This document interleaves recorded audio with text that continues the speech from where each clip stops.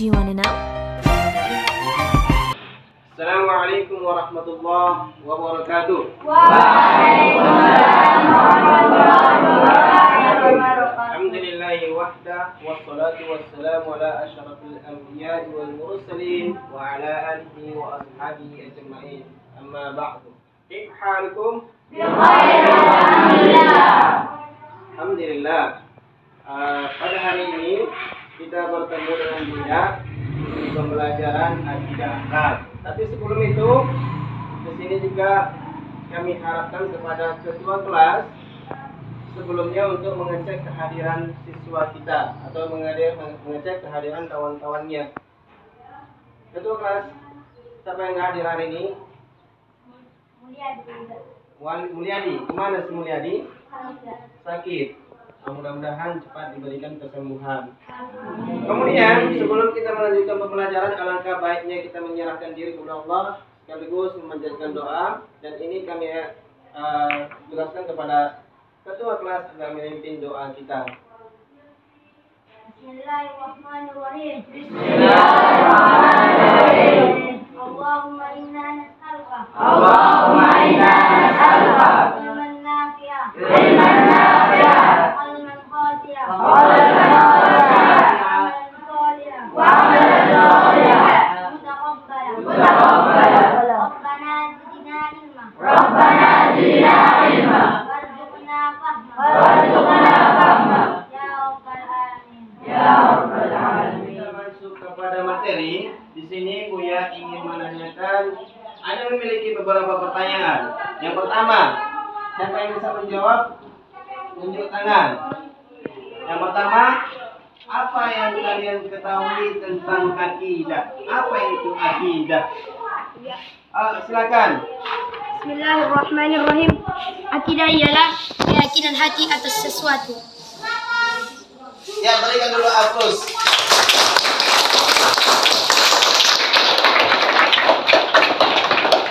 Kemudian pertanyaan yang selanjutnya, sebelum kita lanjut ke materinya, kita sebelumnya mungkin sudah mempelajari tentang iman, Islam, dan ihsan, atau Islam, iman, dan ihsan. Ada yang tahu antara hubungan yang ketiga ini? Silakan, Irdan. Bismillahirrahmanirrahim.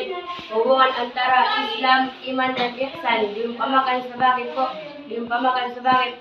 pohon. Islam sebagai akar, iman sebagai batang, dan ihsan sebagai buah. Apabila Islam dan iman seseorang baik, maka perilakunya akan baik. Ya, berikan dulu.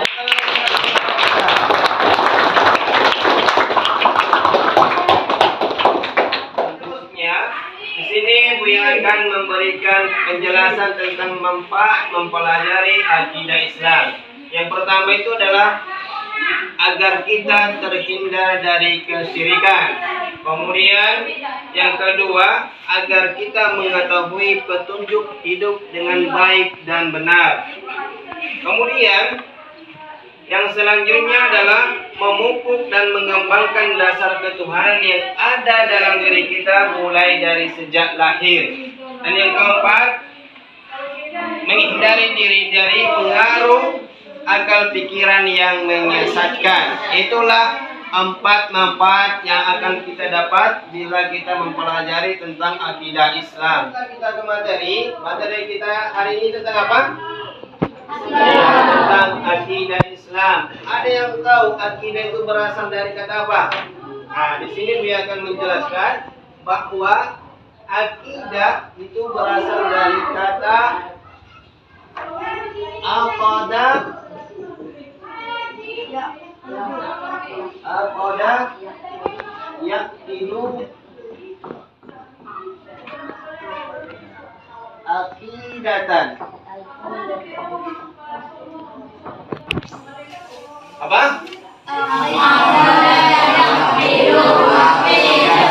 Jadi kalau diartikan dalam bahasa kita, dalam bahasa Indonesia, akidah itu artinya adalah ikatan yang kuat. Namun sering juga disebutkan atau yang sering kita dengar, akidah itu adalah artinya keyakinan. Itu adalah menurut bahasa. Kita ulangi.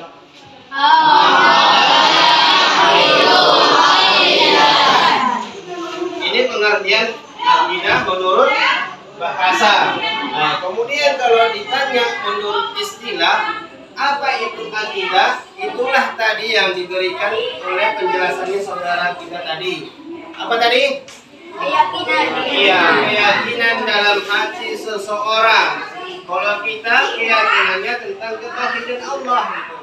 Dan dasar-dasar akidah Islam itu ada dua. Dasarnya ada dua. Yang pertama dari Al-Quran, kemudian yang kedua dari hadis Nabi Sallallahu Alaihi Wasallam. Jadi dasarnya ada dua. Yang pertama tadi apa? Dasar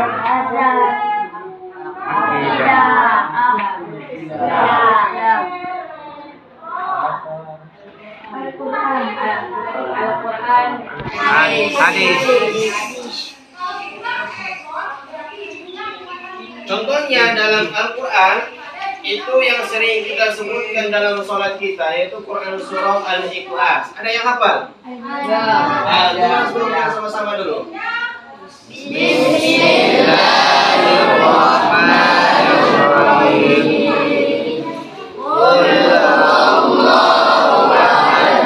Allahus samad, lam yalid wa lam yulad wa lam yakul lahu kufuwan ahad.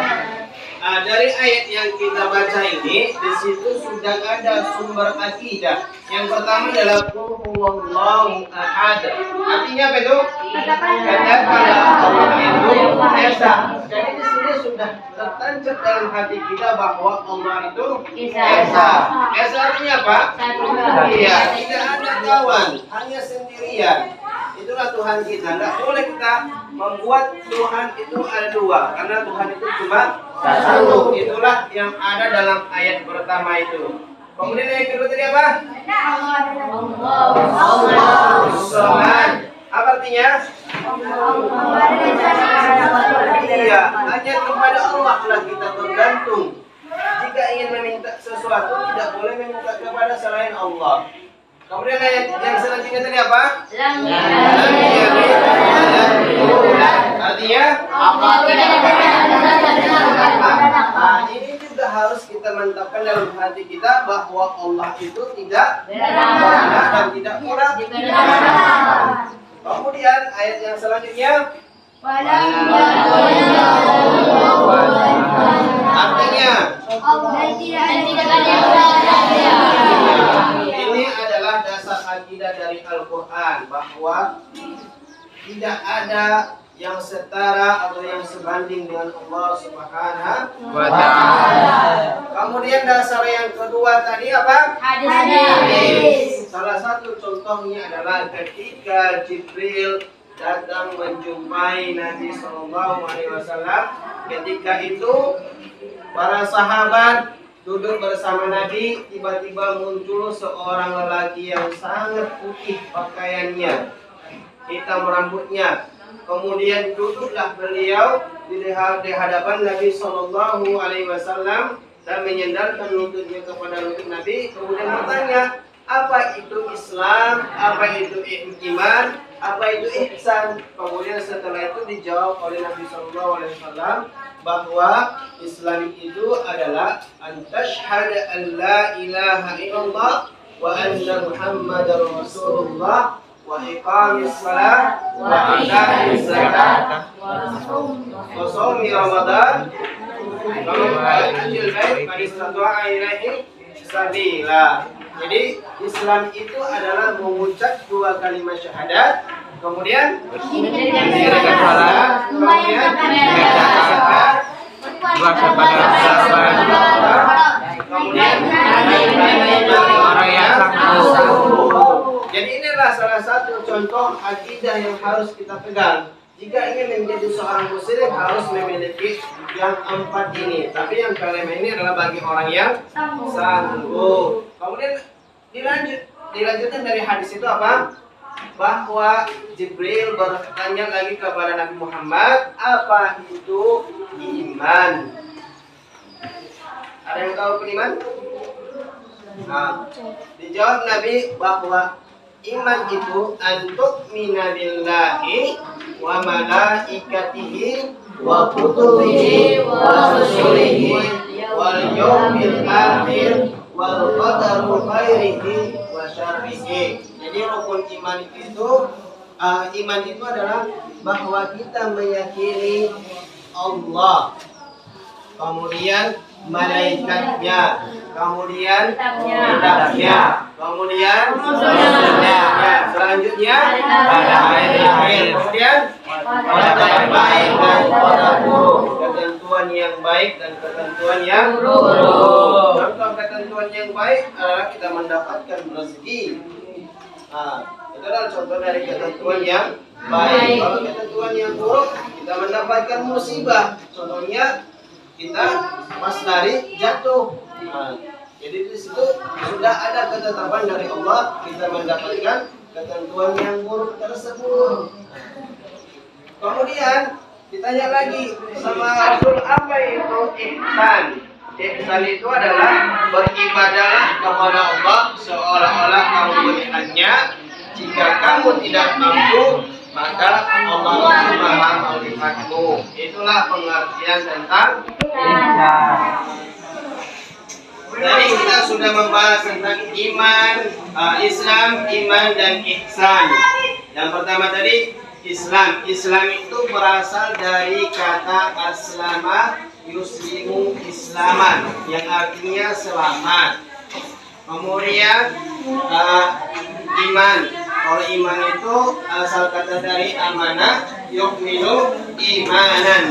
Iman itu artinya percaya. Tapi kalau dalam segi istilahnya, iman itu adalah tasdiqu bil qalbi, membenarkan dalam hati, wa qawlu bil lisan, mengucapkan dengan lisan, kemudian wal amalu bil jawari, mengamalkannya dengan anggota badan. Jadi iman itu tidak cukup dalam hati saja, tidak cukup dalam mulut saja, dan tidak cukup dengan mengerjakan saja. Contohnya, paman Nabi SAW, dia meyakini bahwa Nabi Muhammad adalah seorang Rasul, utusan Allah kepada kita.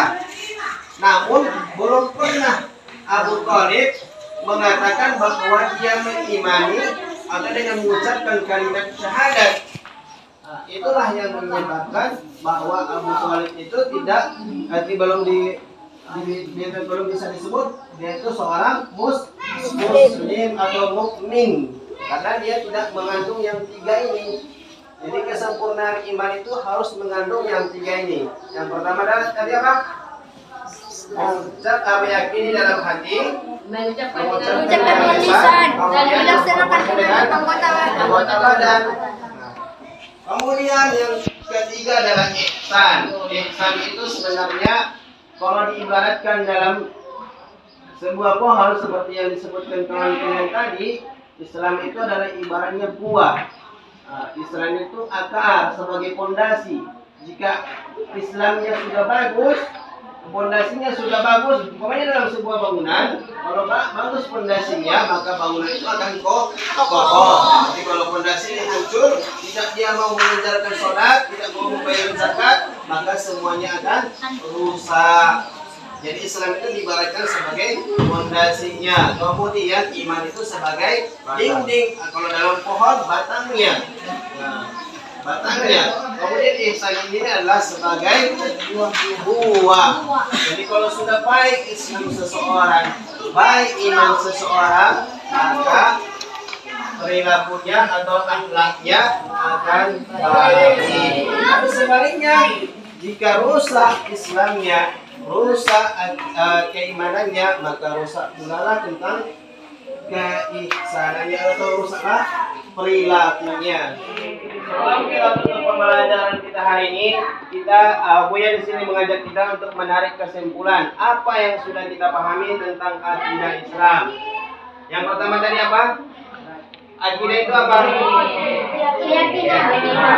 Keyakinan. Akidah itu berasal dari kata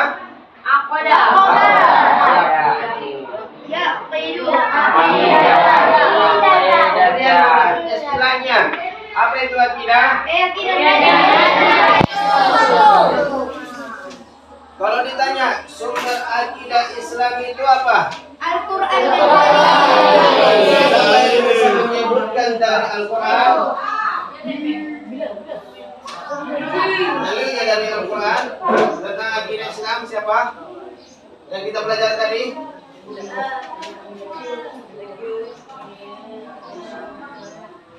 Dalil dari Al-Quran yang kita baca tadi.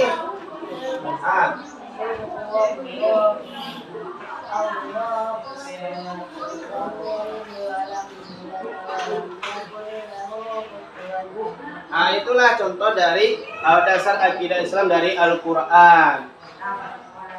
Dan untuk mengakhiri pembelajaran kita ini, kita tutuplah bersama-sama dengan doa kafaratul majelis.